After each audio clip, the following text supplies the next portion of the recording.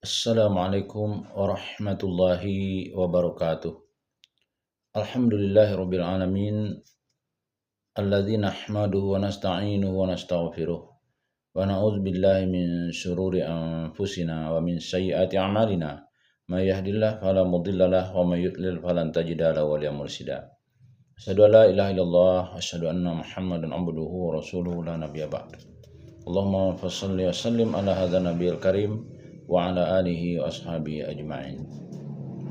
Bapak-bapak, ibu-ibu yang saya hormati, serta generasi muda yang saya sayangi, kembali kita lanjutkan pembacaan buku biografi Khalifah Rasulullah yang masih bercerita tentang Abu Bakar As-Siddiq.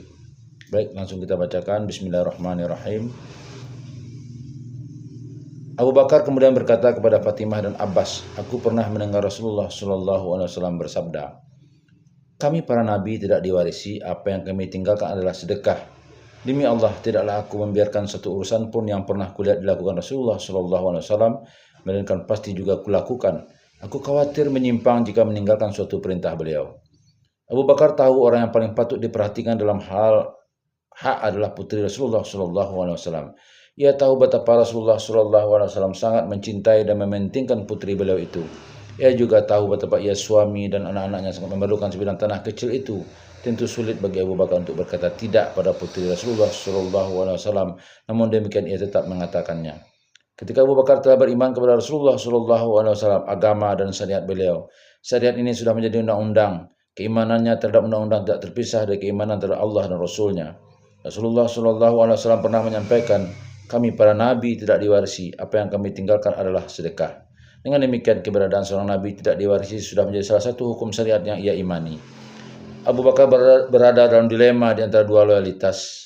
Loyalitas terhadap Rasulullah SAW terkait orang yang paling beliau cintai, putri beliau, dan loyalitas terhadap undang-undang yang disampaikan oleh Rasulullah SAW sendiri. Namun Abu Bakar tidak ragu. Ia adalah sosok yang tidak mengusung keimanan kalangan awam, tapi keimanan orang besar, keimanan yang tak tergoyahkan oleh kerabat dekat ataupun sikap basa-basi. Belum juga Sayyidah Fatimah usai mendengarkan jawaban Abu Bakar atas pertanyaan yang ia sampaikan, ia sudah menutupi wajahnya dengan kesedihan dan kepedihan. Abu Bakar As-Siddiq tahu Fatimah adalah sosok yang cepat patuh kepada Rasulullah SAW dan tidak akan pernah sekalipun melanggar perintahnya. Hanya saja mungkin ia ragu apakah benar Rasulullah SAW menyampaikan hadis tersebut dan memberlakukan hukum tersebut. Untuk itu Abu Bakar memanggil Umar, Talha, Zubair, Sa'ad bin Abi Waqqas dan Abdurrahman bin Auf. Abu Bakar lantas bertanya kepada mereka di hadapan Fatimah, "Aku sumpah kalian atas nama Zat yang langit dan bumi berdiri karena perintahnya. Bukankah kalian tahu bahwa Rasulullah SAW bersabda, kami para nabi tidak diwarisi, apa yang kami tinggalkan adalah sedekah?" Fatimah menyampaikan alasan lain. Ia berkata kepada sang khalifah, "Kau tahu, Rasulullah SAW telah memberikan tanah itu kepadaku saat beliau masih hidup. Berarti tanah itu milikku melalui hak hibah, bukan hak waris." Abu Bakar menjelaskan, "Ya, aku tahu, tetapi aku melihat beliau membagi-bagikan untuk kaum fakir, miskin, dan ibnu sabil, setelah sebagian di antaranya beliau berikan untuk kalian secukupnya. Untuk itu beliau bermaksud jika harta tersebut menjadi hak kaum fakir secara permanen." Fatimah mengatakan, "Biarkan tanah itu berada dalam kepemilikan kami. Kami akan menggunakannya seperti dulu ketika kami masih berada dalam kepemilikan Rasulullah SAW." Abu Bakar menjelaskan, "Aku tidak berpandangan seperti itu. Aku ini pemimpin orang-orang mukmin setelah Rasul mereka. Aku lebih berhak mengatur hal itu daripada kalian berdua. Aku akan menggunakannya untuk hal-hal seperti yang dulu digunakan Nabi SAW."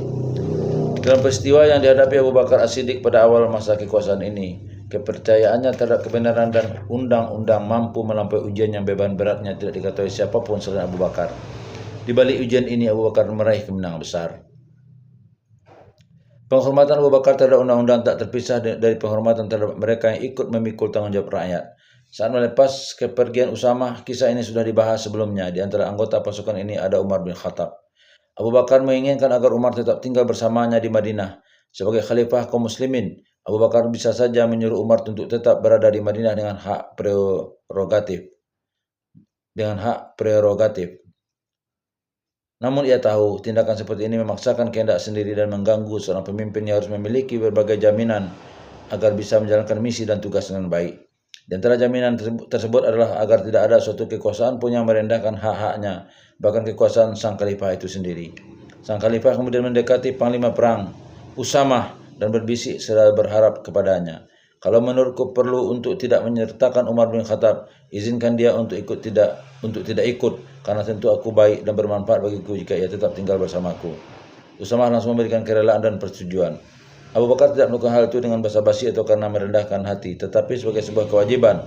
Andai saat itu Usamah menjawab tidak, tentu sang khalifah tidak bisa menentang atau memaksakan kehendak. Siapa yang ingin melihat keagungan, kekuasaan, dan kebesaran penguasa, silahkan menatap Abu Bakar pada pagi hari setelah diangkat sebagai khalifah. Ketika ia keluar dari rumah dengan memanggul beberapa helai baju di kedua punggungnya. Di tengah jalan ia berpapasan dengan Umar bin Khattab dan Abu Ubaidah bin Jarrah. Keduanya lantas bertanya, "Mau kemana wahai Khalifah Rasulullah Sallallahu Alaihi Wasallam?"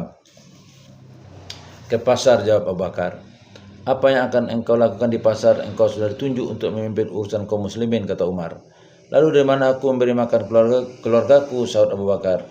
Jabatan khilafah sama sekali tidak menyelipkan rasa sombong karena jiwa besar dan sedikit pun tidak menggerakkan jiwa untuk mengubah cara hidup.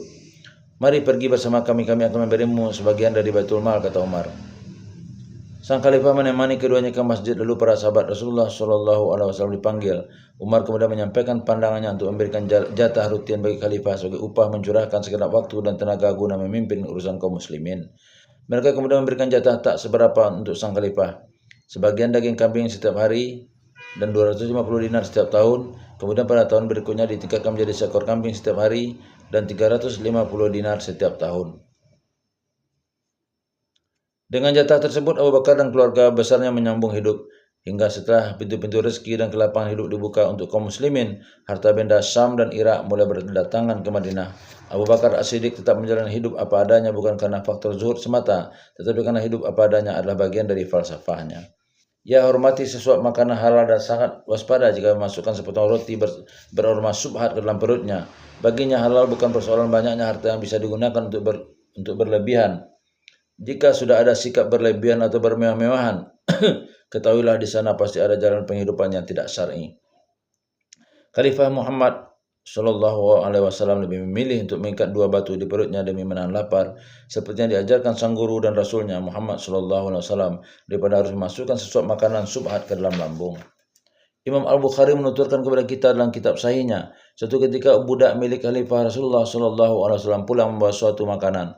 Lalu Abu Bakar memakan sebagian. Setelah makan, si budak berkata padanya, "Tahukah engkau makanan apa itu, wahai Khalifah Rasulullah?" "Makanan apa memangnya?" tanya Abu Bakar menyelidik. "Dulu aku melakukan praktik dukun pada seseorang di masa jahiliyah.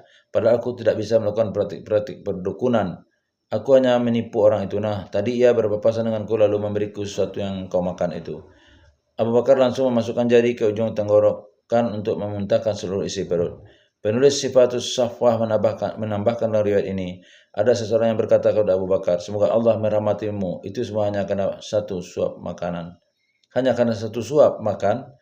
Abu Bakar menjawab, "Demi Allah, andai sesuap makanan itu hanya bisa keluar bersama nyawaku, tentu aku akan keluarkan. Aku pernah mendengar Rasulullah Shallallahu Alaihi Wasallam bersabda, setiap jasad yang tumbuh dari makanan dosa, makanan haram, maka neraka lebih utama untuknya. Maka dari itu aku khawatir jika ada sebagian dari jasadku tumbuh dari sesuap makanan itu." Abu Bakar sangat bersikeras agar tidak menampakkan jatah apapun dari Baitul Mal, selainnya secukupnya saja untuk dia pribadi dan keluarga dengan cara yang patut. Meskipun menjabat sebagai khalifah, ia tidak mendapatkan harta benda, tidak mendapatkan kenikmatan hidup selain makanan keras yang ia dan keluarganya makan, selain pakaian kasar yang ia dan keluarganya kenakan. Namun begitu, saat menjelang kematian, ia memanggil putrinya Aisyah radhiyallahu an dan berkata padanya, "Periksalah jika ada harta Abu Bakar yang lebih sejak ia memimpin urusan khilafah ini, maka kembalikan untuk kaum muslimin." Ruhnya nan suci tengah naik ke hariban Sang Pencipta dan ia masih sempat mengucapkan kata-kata tersebut. Apa gerangan yang terjadi di sana hingga Abu Bakar masih sempat memikirkan urusan seperti ini? Apa kekayaan yang ia simpan selama masa khilafahnya yang membuatnya takut bertemu Rabb jika masih membawa kekayaan tersebut? Periksalah. Aisyah membawa berkah ayahnya langsung setelah ayahnya wafat, dan seketika itu juga Umar dibaiat. Aisyah membawa sisa harta itu untuk ia serahkan kepada Amirul Mukminin demi melaksanakan wasiat ayahnya. Begitu melihat dan mendengar, Umar langsung menangis dan mengatakan, "Semoga Allah merahmati Abu Bakar. Sungguh kau membuat letih siapapun yang datang setelahmu." Artinya dengan perilaku dan sikap orangnya, Abu Bakar As-Siddiq menggariskan suatu manhaj yang amat agung, di mana setiap khalifah yang akan datang setelahnya tidak akan bisa menyamai atau meniru manhaj yang ia jalankan itu. Kenapa Umar langsung menangis kalau kekayaan Abu Bakar ditaburkan di hadapannya? Sungguh, suatu hal yang tidak masuk akal, harta peninggalan seseorang rela mengorbankan seluruh harta bendanya untuk Islam. Seorang khalifah yang pada masa kekuasaannya pada masa kekuasaannya harta benda Syam dan Irak mulai tumpah ruah. Hanya ini warisan yang ditinggalkan Abu Bakar dan yang ia tekankan agar dikembalikan ke Baitul Mal. Seekor unta yang biasa ia gunakan untuk mengambil air, alat pemerah susu yang biasa ia gunakan untuk memerah susu, dan baju panjang yang biasa ia gunakan untuk menyambut kedatangan para utusan. Inilah sosok besar yang menjadikan aku bukan yang terbaik di antara kalian sebagai semboyan hidup sekaligus semboyan kekuasaan. Semboyan ini bukan ia ucapkan sebagai wujud sikap rendah hati, tapi itulah yang mengungkapkan esensi dan prinsip-prinsip perilaku luhur yang terkandung dalam dirinya. Ia benar-benar tidak menganggap dirinya lebih baik dari siapapun. Allah menurunkan ayat Al-Quran berkenaan dengannya. Jikalau kamu tidak menolongnya Muhammad, maka sesungguhnya Allah telah menolongnya, yaitu ketika orang-orang kafir musyrikin Mekah mengeluarkan dari Mekah sedang dia salah seorang dari dua orang ketika keduanya berada dalam gua. Di waktu dia berkata kepada temannya, janganlah kamu berduka cita, sesungguhnya Allah beserta kita. Maka Allah menurunkan ketenangannya kepada Muhammad dan membantunya dengan tentara yang kamu tidak melihatnya. Dan Al-Quran menjadikan orang-orang kafir itulah yang rendah, dan kalimat Allah itulah yang tinggi. Allah Maha Perkasa lagi Maha Bijaksana. At-Taubah 40. Sebelum Islam, ia adalah salah seorang tokoh dan pemimpin Quraisy yang mendapatkan tempat dalam Islam sejak pertama kali berada di samping Rasulullah SAW. Sehingga tak seorang pun mendahuluinya. Ia masuk Islam saat kaya-kayanya, lalu setelah itu ia tak menyimpan satu dirham pun untuk dirinya sendiri maupun keluarga. Mengorbankan seluruh kekayaan yang dimiliki di jalan Allah, memerdekakan budak, memberikan makanan yang ia sukai untuk orang miskin, anak yatim dan tawanan. Rasulullah SAW sangat memuliakan Abu Bakar hingga memerintahkan untuk menutup seluruh pintu yang mengarah ke masjid, selain satu pintu saja yang diperintahkan untuk tetap dibuka, yaitu pintu Abu Bakar.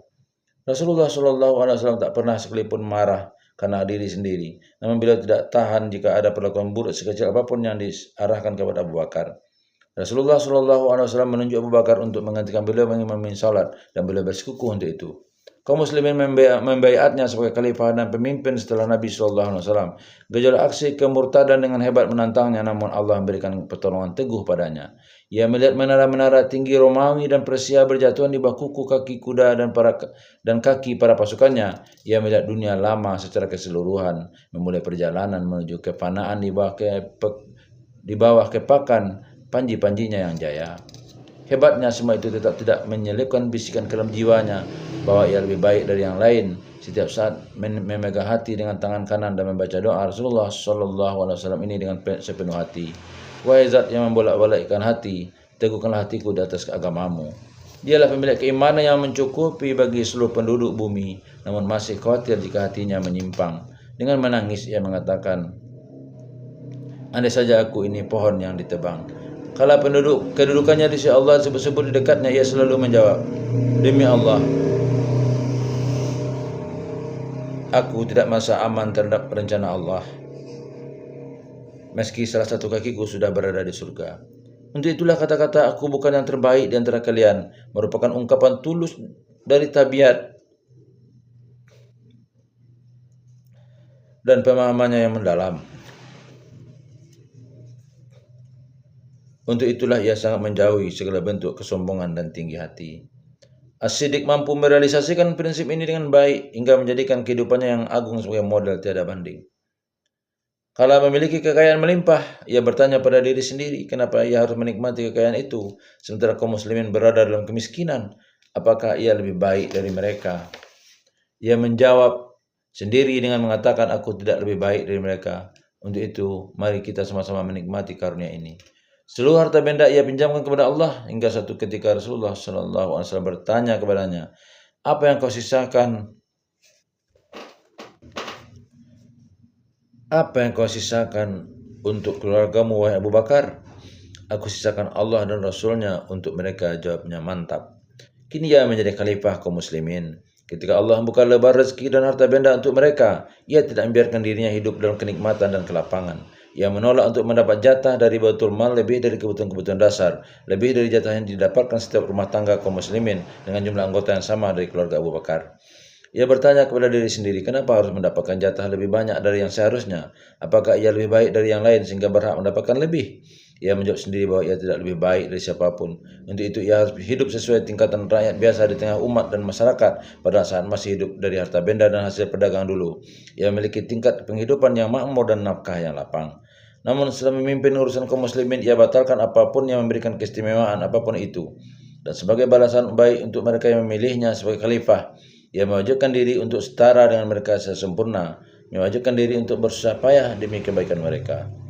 Kebesaran sosok Abu Bakar dan setelah itu Faruq Umar lebih banyak tercermin pada sikap dan perilaku mereka berdua yang tak ada duanya kala keduanya duduk di atas kursi khilafah. Di mana? Di tengah-tengah umat baru. Baru menurut seluruh arti kata ini, mengetuk pintu seluruh dunia dan kemenangan memeluk panji-panji umat di berbagai tempat. Umumnya kondisi para penguasa umat pastinya memiliki sedikit rasa tinggi hati dan menikmati kehidupan seperti apapun sifat zuhud dan warak mereka. Namun tak sedikit pun di antara semua itu terjadi, bahkan yang terjadi adalah sebaliknya. Abu Bakar menjalani kehidupan bersama dengan darahan air mata kekusukannya, menuturkan kata-kata maksurnya, "Anda sejak aku ini pohon yang ditebang." Umar menjalani kehidupan bersama darahan air mata kekusukannya, menuturkan kata-kata maksurnya, "Andai saja ibu Umar tidak melahirkan Umar." Abu Bakar dan Umar membagi-bagikan harta benda milik Kisra dan Kaisar kepada kaum muslimin, sementara keduanya justru berjalan mengenakan dua baju yang penuh tambalan. Dan saat Abu Bakar sang khalifah meninggal dunia meninggalkan seekor unta, tempat pemeran susu dan baju panjang, ia meminta dengan sangat agar semua barang-barang ini dikembalikan ke Baitul Mal. Wahai para penghuni planet tempat kita hidup ini, apakah kalian menemukan padanan untuk contoh-contoh pribadi yang suci ini? Ketahuilah, sekolah pencetak contoh-contoh pribadi itu adalah sekolah Al-Quran. Ketahuilah, sekolah pencetak contoh-contoh pribadi ini itu adalah sekolah Muhammad Sallallahu Alaihi Wasallam. Kata-kata syarat makna aku bukan yang terbaik di antara kalian menggambarkan seperti apa esensi pribadi tiada duanya yang dimiliki Abu Bakar As-Siddiq sejak masuk Islam dan sebelum menjadi khalifah. Ia memosisikan diri sama seperti orang lain. Mari kita dengarkan penuturan Rabi'ah Al-Aslami, seorang sahabat Rasulullah Sallallahu Alaihi Wasallam. Suatu ketika aku dan Abu Bakar terlibat adu mulut. Lalu ia mengucapkan kata-kata yang tidak aku sukai. Setelah itu ia menyesal dan bilang kepadaku, "Hai Rabi'ah, balaslah aku dengan kata-kata yang sama agar menjadi balasan sepadan." "Tidak mau," sahutku. "Ambillah hakmu dariku atau kau akan kuadukan kepada Rasulullah." "Tidak mau," sahutku kembali. Abu Bakar kemudian pergi menemui Nabi SAW. Aku pun ikut pergi mengikuti di belakangnya. Beberapa orang dari Aslam kemudian datang. Mereka berkata, "Semoga Allah merahmati Abu Bakar. Ada masalah apa sehingga ia minta tolong kepada Rasulullah SAW?" Sementara dia mengatakan,